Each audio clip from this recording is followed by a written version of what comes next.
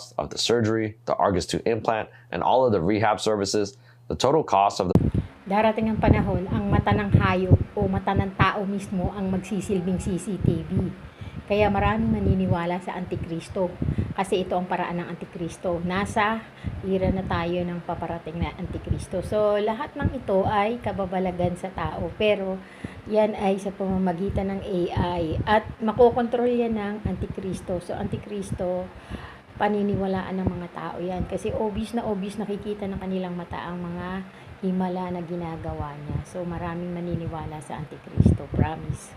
Pati yung mga tinawag o mga tinawag ng Diyos maniniwala sa Antikristo kasi marami siyang magagawang himala sa pamamagitan lang ng AI. Yung mata mismo gagawin niya CCTV. Tandaan mo yan. Sa pamamagitan ng mata malalaman kung ano yung mga nangyari. Mata ng hayop at